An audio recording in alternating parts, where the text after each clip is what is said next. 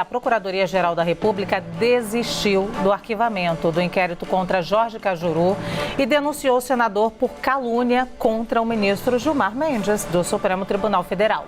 Em 2019, Cajuru fez uma série de acusações sobre a venda de sentenças contra o ministro do Supremo. Segundo a PGR, as alegações não tinham provas.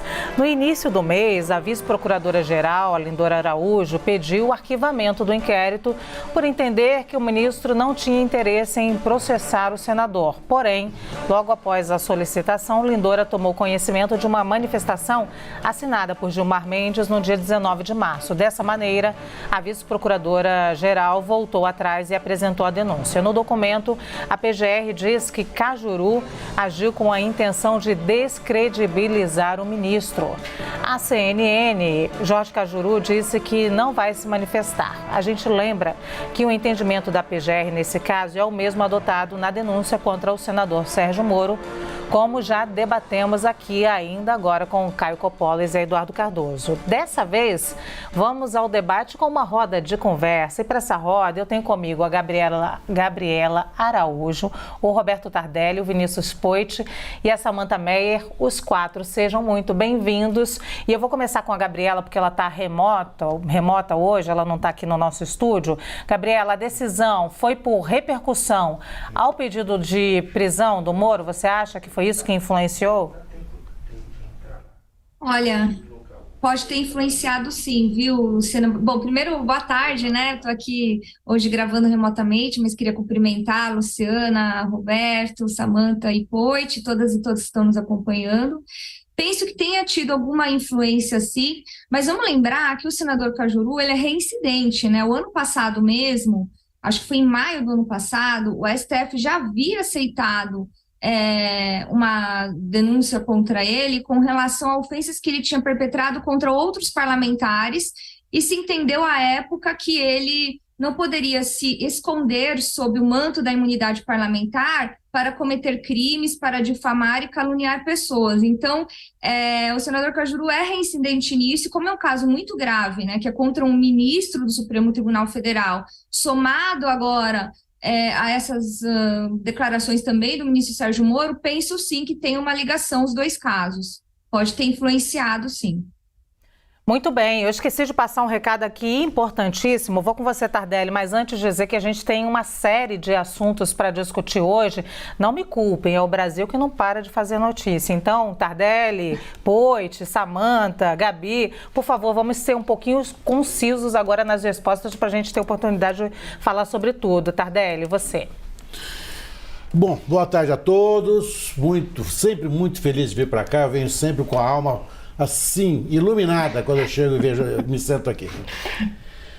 Essa história do arquivamento, a gente tem que entender um pouco juridicamente como que é isso. Deixa eu tentar botar rapidamente. A Procuradoria-Geral da República requereu o arquivamento do inquérito então instaurado contra o senador Jorge Cajuru em relação à frase que ele disse contra o ministro Gilmar Mendes. Esse arquivamento ele é irrecorrível. Esse é um dos grandes problemas da nossa legislação processual penal. Não há recurso contra o arquivamento do Procurador-Geral da República, que por isso muitos dizem é o homem mais poderoso que habita nesse hospício de 8,5 milhões de quilômetros quadrados. Ocorre, porém, que o desarquivamento só pode ocorrer se houver um fato novo. A existência de uma assinatura de um documento do ministro é um fato novo ou não? É ou não? Segunda, quarta e sexta vão te dizer que não, terça, quinta e sábado vão te dizer que sim, dependendo para quem você perguntar. Eu vou lhe dizer que não. Fato é outra coisa, fato é uma ocorrência no mundo fenomênico. Ela não atentou para esse documento. Ela comeu bola, como a gente diz no jargão. Ela não viu o que deveria ter visto. Agora, tentou correr atrás, pegar pelas pernas o frango que tomou, certo? Mas eu acho que agora a Inês já é morta. Esse inquérito está arquivado. Vamos lá, Samantha.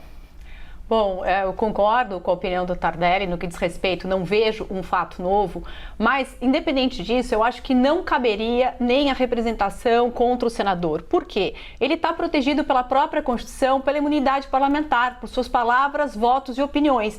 Isso não quer dizer em nenhum momento que ele é imune a nenhuma espécie de controle, mas sim que o lugar correto para que ele responda pelo excesso que ele cometeu nas suas palavras é a própria casa a qual ele pertence, ou seja, ao Senado Federal. O correto é o quê?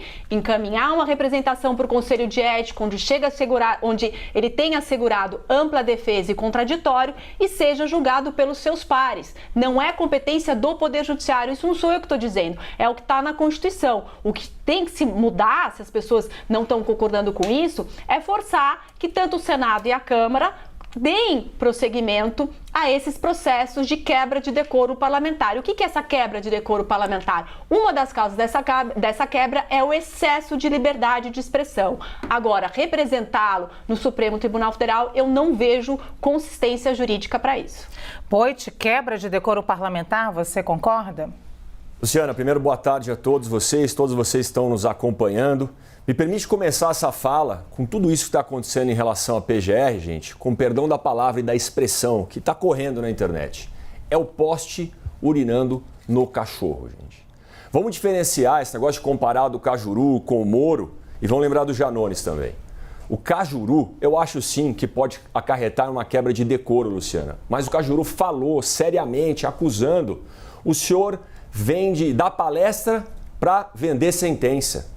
Foi muito diferente da brincadeira jocosa do Sérgio Moro. O Janones disse que o ministro Gilmar Mendes era um canalha, usando o microfone da Câmara dos Deputados. Não aconteceu nada com o Janones, o Cajuru foi arquivado lá atrás. E em 3 dias, o Moro, como já foi bem debatido, foi denunciado, nem aberto inquérito, porque inclusive doutor José Eduardo é contra a denúncia também. Então olha, como disse meu amigo Deltan Dellaiol, 2 pesos, 13 medidas para analisar esse caso. O senador Cajuru, concordo com a Samanta, deve ser analisado no foro correto, que é o Senado Federal, aonde ele cumpre suas funções parlamentares. Mas volto, gente, para todas as falas, já foi falado no primeiro debate aqui, mas remetendo ao vídeo do Deltan Dellaiol que está postado nas redes. Quando o Gilmar Mendes chama os procuradores da Lava Jato de gangsters, de uma organização criminosa e outras alcunhas muito sérias e que sugerem que cometeram algum crime, não acontece nada. A rapidez da PGR não foi a mesma. Então, compara o caso do Cajuru com o do Janones, que são muito mais graves, na minha opinião, do que com o Moro, que foi uma brincadeira protegido por lei ou por zoeira na lei, como Coppola disse. Mas mesmo assim, o Cajuru deve responder na competência do Senado Federal.